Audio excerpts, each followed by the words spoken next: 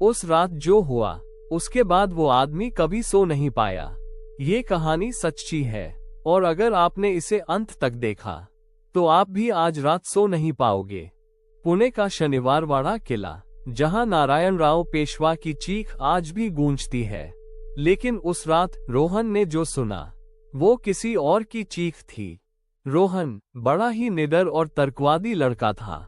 भूतों प्रेतों की कहानियों पर उसे जरा भी यकीन नहीं था। उसके दोस्तों ने उसे शनिवारवाड़ा किले में रात बिताने की चुनौती दी। रोहन ने हंसते हुए मान लिया। आधी रात का सन्नाटा। रोहन ने चुपके से किले में कदम रखा। हवा में एक अजीब सी ठंडक थी। टॉर्च की रोशनी में पुरानी दीवारों के डरावने साए नाच रहे थे। हर कोने में कोई छिपा हुआ लगता था। अचानक एक ठंडी हवा का झोंका आया। लगा जैसे कोई उसके बगल से गुजरा हो। फिर एक फुसफुसाहट सुनाई दी, इतनी धीमी कि लगा बस उसका वहम हो। दिल की धड़कन तेज हो रही थी। रोहन को लगा वो अकेला नहीं है।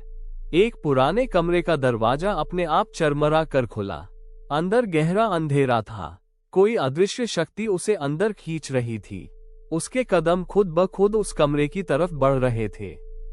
अंदर एक बच्चे के रोने की दबी हुई आवाज आए, बहुत धीमी पर साफ।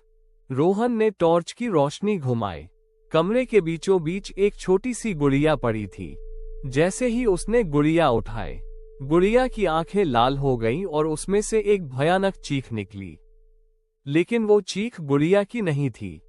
ठीक उसके पीछे किसी बच्चे की रूह कंपा देने वाली चीख गूंज उठी। रोहन के होश उड़ गए। वो चीख उसके दिमाग में बैठ गई थी। वो बस भागना चाहता था, लेकिन किले के रास्ते उलझ गए थे। हर रास्ता एक जैसे दिखने वाले गलियारों में खत्म हो रहा था। एक साया उसके सामने आया, एक बच्चे का साया, जिसकी आंखें सिर्फ खाली गड्ढे थीं। साये ने अपनी पतली उंगली से एक दीवार की ओर इशारा किया। वहां खून से कुछ लिखा था, तुम भी फंस गए। उसी पल एक और चीख, लेकिन ये नारायण राव की नहीं थी, ये रोहन की थी। सुबह किले के चौकीदारों ने रोहन को बेहोश पाया। उसकी आंखों में एक अजीब सा खालीपन था। डॉक्टरों ने कहा वो सदमे में है, लेकिन रोहन को पता था वो चीख अब उसके अंदर बस गई है। आज भी आधी रात को रोहन को वो चीख सुनाई देती है। उसकी अपनी चीख, उस बच्चे की नहीं। शायद उस बच्चे का साया उसे चेतावनी दे रहा था, या शायद उस किले ने रोहन को अपनी अगली कहानी बना लिया था।